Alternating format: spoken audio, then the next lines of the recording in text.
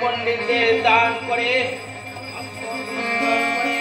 ওই হরিদাসের কাছে ভিক্ষা নিয়ে বেনাপোলের হরিদাস কাননে বাস করছে।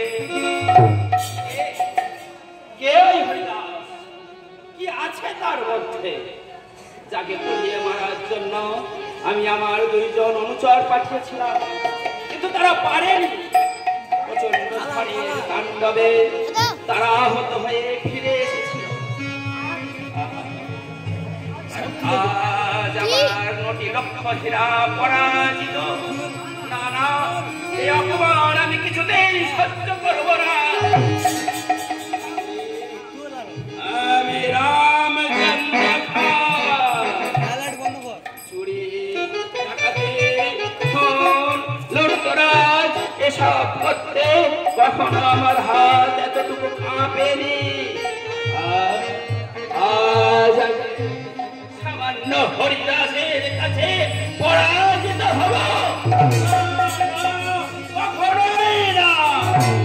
যে কোনো প্রকারে ওকে ধর্মচ্যুত করতেই হবে। আসুন অজির সাহেব, কি ব্যাপার? হঠাৎ না জানি আগমন, এত কষ্ট করে না এসে আমাকে ডেকে পাঠালেই তো পারতেন। রামচন্দ্র খাঁ, আমি এসেছি তোমাকে বন্দি করে নিয়ে যেতে ওই গৌরে। বন্দি? কি আমার অপরাধ? অপরাধ? অপরাধ? তোমার অপরাধ কি গুণে শেষ করা যাবে রামচন্দ্র খাঁ?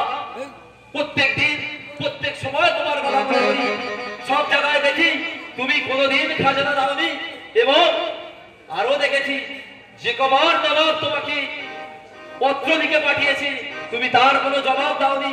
অপরাধ? তোমার অপরাধ কি শেষ আছে রামচন্দ্র খাঁ? তাই তোমাকে আমরা ওই গৌরে বন্দি করে নিয়ে যাব। কারা আমার নামে নালিশ করেছে আপনি বলুন আমাকে, আমি তাদের চাপকে পিঠে তোমার আর ঔদ্ধত্য দেখালে হবে না। তোমার ঔদ্ধত্য দেখে আমার সর্বশরীর কেমন কেঁপে উঠছে। এত বড় আস্পর্ধা তোমার হয় কি করে রামচন্দ্র খাঁ? ওই রাতের অন্ধকারে তুমি সমস্ত প্রজাদের থেকে ধন সম্পদ লুট করে নাও, আরো তুমি লুট করো, তাদের ঘর বাড়ি তুমি জ্বালিয়ে দাও, জ্বালিয়ে দিয়ে তাদের সমস্ত শস্য তুমি লুট করে নাও। অপরাধ? তোমার অপরাধের কোনো শেষ নেই। মিথ্যা, সব মিথ্যা। সবাই মিথ্যা করে আপনার কাছে নালিশ করেছে, আর আপনিও মিছামিছি আমাকে অপমান করছেন। চুপ করো, চুপ করো রামচন্দ্র খাঁ। তুমি দুজকের কীট, তুমি ইবলিশ। মিথ্যা করে আমার মতন উজির কখনো মিথ্যা কথা বলে না। সব মিথ্যা। এই কে আছিস?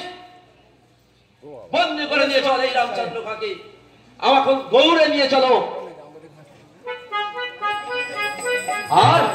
আর সৈন্যদেরকে বলে দিও আমায় ক্ষমা করুন, আমি কথা দিচ্ছি আর কখনো এমন করবো না। ক্ষমা?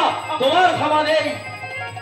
ওর সমস্ত ধন সম্পদ লুট করে দাও, সৈন্যদেরকে বলে দাও ওর সমস্ত বিষয় আশায় সম্পদ যেন লুট করে ওই গৌরে নিয়ে যায়।